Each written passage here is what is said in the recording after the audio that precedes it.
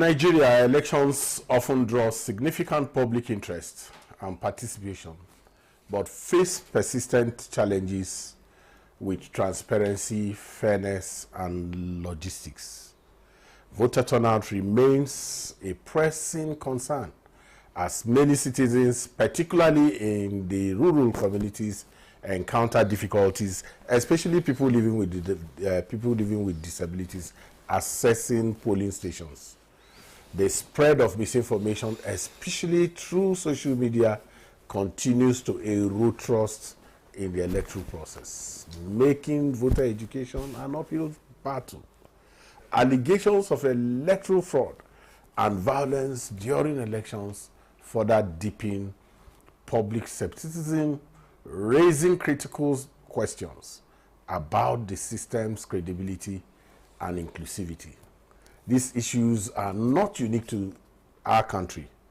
They resonate with challenges faced by the United States, where measures like early voting, cybersecurity have been implemented to enhance electoral integrity.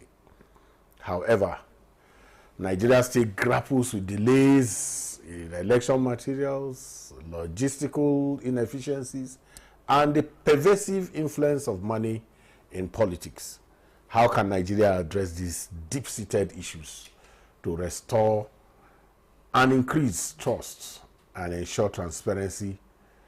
There are lessons to learn from global some electoral best practices, or do Nigeria's unique challenges demand homegrown solutions? These questions highlight the urgent need for further exploration and action. I am NEWS11. Welcome to Electoral Reform Half Hour on Nta News24 Abuja. This program is brought to you by Peering Advocacy and Advancement Center in Africa, with support from MacArthur Foundation. And to introduce our guests, Emmanuel Njoku is the Director of Democracy and Governance at Connected Development Code, with over 15 years of experience in advocacy campaigns focused on electoral reforms, civic education, constitutional amendments, and policy reforms. His work promotes youth participation, gender inclusion, and access for people with disabilities in electoral processes and governance. Emmanuel has played key role in developing INEC's youth engagement strategy, gender policy, and disability framework on access. He's actively participated in electoral reforms over the past decade, contributing to the 2022 Electoral Act. He leads CODE's election observation missions in Nigeria and internationally, with experience observing elections in Kenya, the United States, and Nigeria. It's my extreme pleasure to welcome you, Emma. Thank you, Ezenwa, for having me. Excellent. You were in the US. Sure, I was. Were there takeaways that you think are important for us to look at as we begin to explore what is that value that we can take away from those days you spent in the United States? Yeah, there are takeaways, but it's not a copy and paste kind of arrangement. These things are, they differ. But then there are takeaways, definitely there are takeaways, but there are things we can always take and that will complement our electoral laws and electoral frameworks that will also work to also better our electoral processes. Yeah, sure. So what are those things? Oh, yeah, okay. So let's get straight into it. First of all, the first thing I observed in the US elections is how the process allows for participation in voting.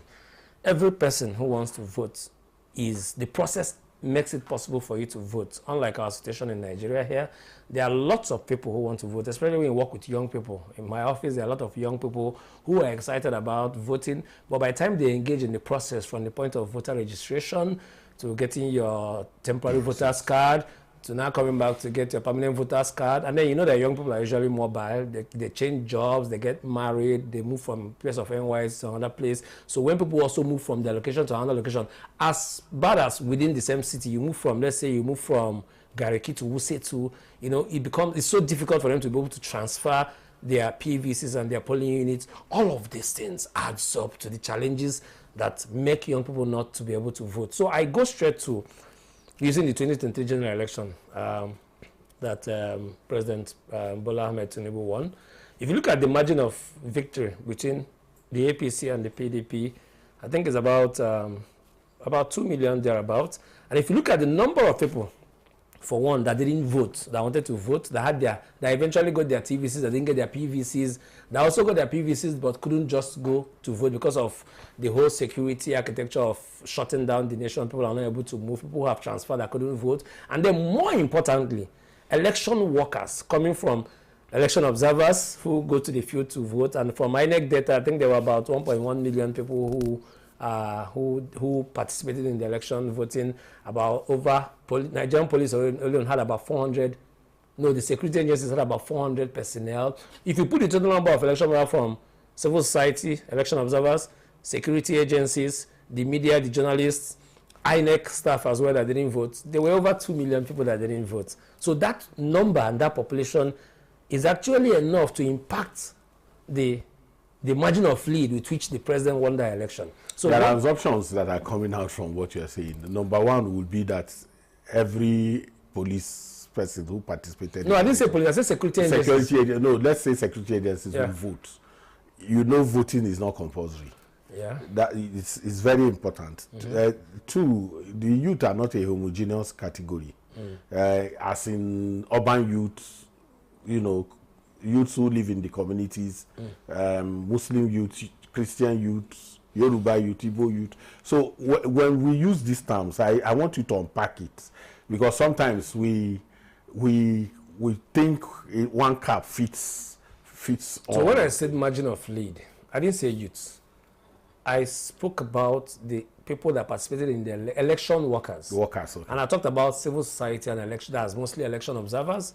I talked about media, the journalists. I talked about the INEC staff. I talked about security agencies who were drafted to do the work. I didn't talk about you. These are people that were drafted who usually are posted or usually work in areas where they were not registered to vote. All of this, when I talked about youth, I talked about young people who are enthusiasts, who are election enthusiasts, who wanted to vote, but the process of getting their PVCs or registering to vote was a challenge for them to vote. So there are two different things, trying to unpack it. 96 million voter population. 12 million added to that voter register in 2022. You think that's not significant? No, so the data I'm talking about particularly is looking at the margin of lead and looking at the number of election workers. So I'm talking about two things, actually. I'm talking to unpack it. I'm talking about the bureaucracies, the process, the challenge of registering to vote, the stress, the bottlenecks of registering to vote, transferring your vote, and voting on election day. That's one thing. Then secondly, the number of election workers who do not get to vote, because on election days, like myself, most times you walk outside where you are registered to vote. All of those things is what causes the kind of voter party we have. But when I compare it closely with the US election, to bring it so I can put it in context, yes. The system allows any person who desires to vote will vote. Because one, for you that are an election worker, I met some of the election judges. So they are like the presiding officers, the poll clerks. They call them election judges. And you ask them, so you are here, is this where you are registered to vote? Have you voted? They tell you, yeah, they voted 2 weeks ago, 3 days ago, 7 days ago. So because you know you are going to work on election day, is not enough reason for you not to be able to vote. There's a law in the National Assembly now, about early voting. Yes, and that's where I was headed. So what are you thinking about that? Is this something you want to support? What mechanisms? Because even the US, where you just returned from, a few days to that election, they went and burnt Very, very, when we talk about, like I always know, when you talk about isolated issues, it's not enough to judge an election based on that. And like we've seen in Nigerian election, like the 2023... But we do that in Nigeria. We do that, but in 2023 general election, I always tell people that, yeah, it was sad and disappointing that the IREV failed at the point when Nigerians wanted to participate the most in following the election result management process. It was disappointing. But however, if you look at the overall election, looking at how many sitting governors who ran for Senate, who typically would have strode into the National Assembly, I think there are about 27 both sitting governors and former governors around for that election, but less than 9 of them or 8 of them were able to win. Typically, if not for the BVAS, the biometric accreditation, and the IREV that worked to an extent, I tell you that many of those sitting governors would have been able to stroll in. So my point is that I wouldn't want us to use isolated issues. I just brought that, but go ahead. To judge an election. So, but beyond all of that, what the point I'm making is that early voting is good, but sadly, the U.S. election depends fully on data and trust. Why we should consider early voting for the over 2 million election workers. 2 million is a lot of numbers. 2 million can decide who wins an election. Like I put it in context with the 2023 general election, the number of votes that the APC president, our President Bola Ahmed Tinubu, won the election with, the number of election workers were about the number with which he won the election. So going forward, early voting is something we should consider. But however, all of these things are subject to reliable data, which is the advantage of the U.S. election. As a matter of fact, our process here is even more, looks more kind of foolproof than what they have in U.S. Because typically most of the states in U.S., the people that come to vote don't come with any form of identification, because it's expected that at the point of you registering to vote, you would have provided some sort of identification for you to be in the database. But here, again, that for you to come and vote, you have to come with your PVCs. And that's an issue again. That's an issue that also affects voter apathy. In my opinion... Voter turnout, sorry. In my opinion, the PVC was really relevant, especially the plastic PVC, was really relevant when we were still doing the smart card readers. But as it is with the biometric accreditation using the BVAS, I feel that what is needed at this point is the person, which is your face and your fingerprint, for you to be authenticated, for you to be able to vote. So for that reason, I do not think that the bureaucracies and the complexities of getting the INEC produced PVCs is still necessary. It's a major impediment to voter participation in Nigeria. I think that going forward, once you've been able to register to vote, because what is needed is the barcode on the PVC. There is no need for that handshake. So I think that going forward, to enable participation, I feel that there's no need for all those plastic PVCs, which INEC says is costing them. Is it 500 naira, 1,000 naira? If someone gets the face, it costs you so much money. I think that going forward, to enable voter participation, that we should be able to allow citizens to go ahead and print their PVCs as paper voters card. Because what is needed in the past, you must bring your PVC. It's your PVC that gives you access to be on the smart card reader for you to vote. But as it is now, you are the one needed with your face and your fingerprint. So for that reason, the cost of printing those plastic PVCs should be eliminated, as such that when you lose your PVC, or when it gets defaced, or when it gets lost, you should be able to walk into any business center at a cost of 50 naira or 100 naira, print another voter's card, not even PVC, a voter's card. That way, we will not see all those cases of seeing voter's cards hidden under sewages, hunters discovering PVCs, because politicians go ahead to buy people's PVCs, knowing that this is what is allowed. But if citizens are allowed to be able to print their voter's card, because it's just that barcode and the something code that is needed, that will also enable participation and remove all these bureaucracies and the impediments of registering temporary voter's card, getting permanent voter's card, and all of that stress. That's what we're going to go on a small break. Electoral Reform Hour continues shortly. Just stay with us.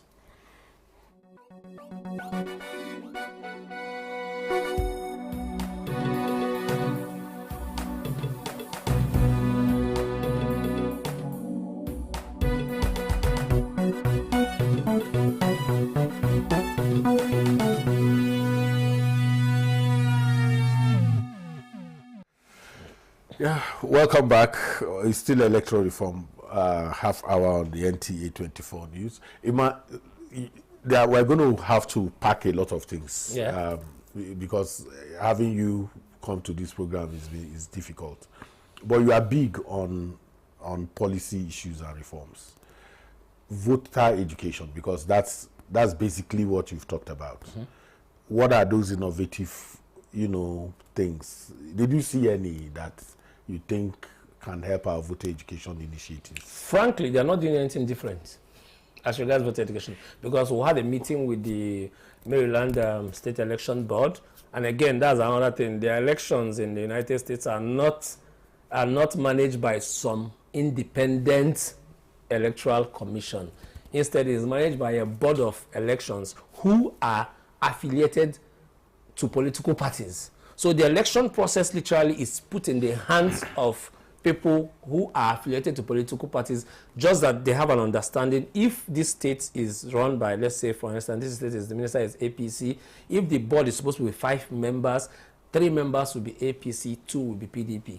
Down to the poll clerks, the presiding officers, all of them, they make sure that it's political parties that nominate people that handle the election. I don't know why you're smiling. Anyways, I don't know why you're smiling. But I think what they do, because we asked that question, they are not doing anything differently. They go on TV, they engage citizens, but again, so that's why I say it's not a copy and paste kind of thing. You look at the level of interest, you look at the level of trust in the system. In Nigeria here, as you are aware, people do not exactly trust the process or trust the system. In 2023, a lot of Nigerians trusted the system. In fact, we saw Nigerians. I have a friend who lives in Austria, in Vienna. He flew all the way to be able to participate in the vote because the INEC chairman engaged viciously, making Nigerians to believe in the process.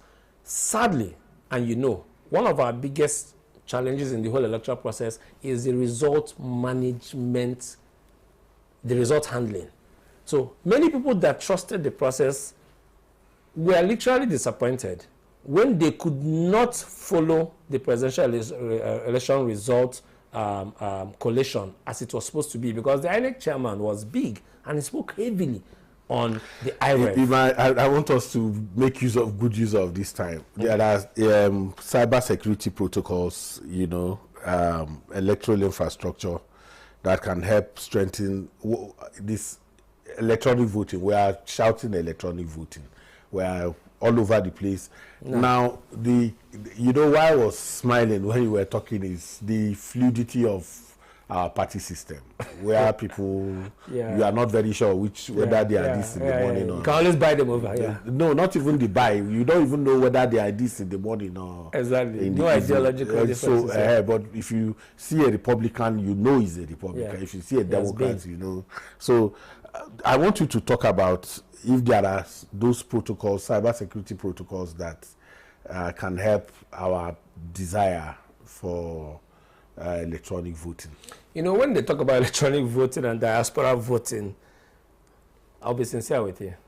I don't think we are ready for it, because all of those things are subject to, trusted data. Do we have the data? And I saw in the National Assembly, talking about diaspora voting. Who is diaspora? People get excited when we talk about diaspora voting, because sometimes we almost want to think that diaspora are people living in the United States, in United Kingdom, in Canada. People there are Nigerians living in Chad, in Niger. There are lots of people who we think are Nigerians. So do we have the data to be able to identify who is qualified to participate in diaspora voter? I also do not think we are ready for electronic voting. What we are doing, the way we are doing election, I think it is not completely bad, because one good thing INEC did with the IREF is that they are not just transmitting numbers or figures. They are snapping the result that was handwritten and signed by political party agents, and is transmitted. That way, it's not something you can...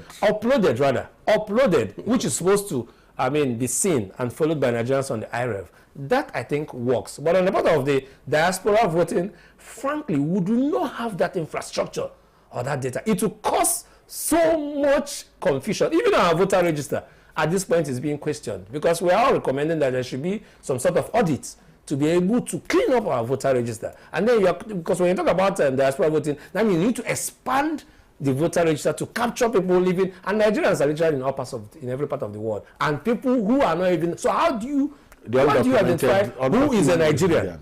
Do you know how many people that are living in Nigeria? And I have a friend who was working somewhere who is a Cameroonian, but she has a, what do you call that stuff? NIN. She has a NIMC, and she's in the country. So they will all be in the database. So I don't think we have reliable data to be able to talk about diaspora voting. Till we put that infrastructure in place, I think we should make the best use of what we have. But most importantly, as we go to prepare for the 2027 election, I think we should focus more on giving some legal backup to the IREV, so that, because that's one thing that elicited the interest of many Nigerians, both home and abroad.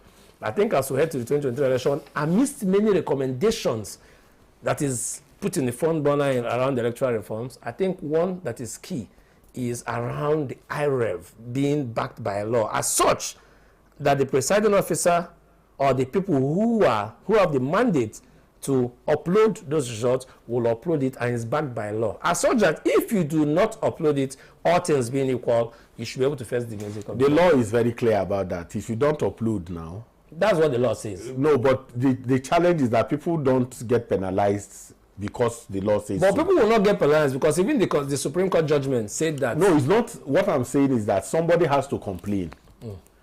Somebody has to complain that this result from this polling unit. But it will only, so like I always talk about people in Nigeria and our attitude and the act of indiscipline. I always say that we have the capacity to be disciplined, because Mr. Zengwa, once you land in any airport in the United States of America, typically you see yourself become disciplined. The problem is law enforcement.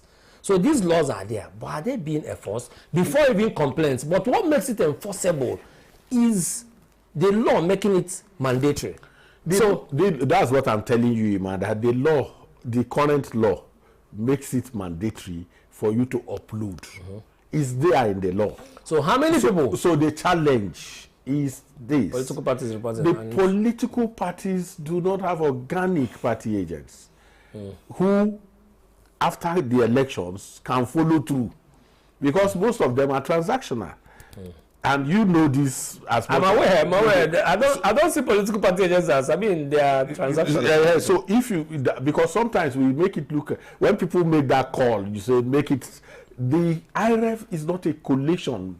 It's not a collation instrument. I agree. And once it's not a collation instrument, then it is difficult. What we can put in the law is whether that's why I'm asking you whether there's something you brought from the US that is helpful in making that technology collation process. We do not have the infrastructure. So that's why I say we can't do copy and paste, because that's the reason why a lot of policies in Nigeria are not working. Because we typically go to these countries and do a copy and paste. What I think we should do, like I've said, is to improve voter participation and then strengthen the result handling process. You are saying that the IREV is not a collation platform. Before the election, that was not what Nigeria thought. What people believed is different. This is where we're going to shut down for this today. This is where we draw the curtain on this episode of Electoral Reform Half Hour. We wish to specially thank Emmanuel Njoku, Director of Governance at Code, for your contributions. It was a pleasure having you. Thank you. Thank you so very much for coming. Thank you. We are here. Electoral Reform Hour is brought to you by Peering Advocacy and Advancement Center in Africa and supported by MacArthur Foundation. We are live every Saturday from 8:30 p.m. to 9 p.m. with a repeat broadcast every Sunday at 2:30 p.m. on same station. You can contact us on our social media handles showing on your TV screen. Thank you for watching. I am Ezenwawagu. Thank you so much. Too much. That's the problem. We know too much.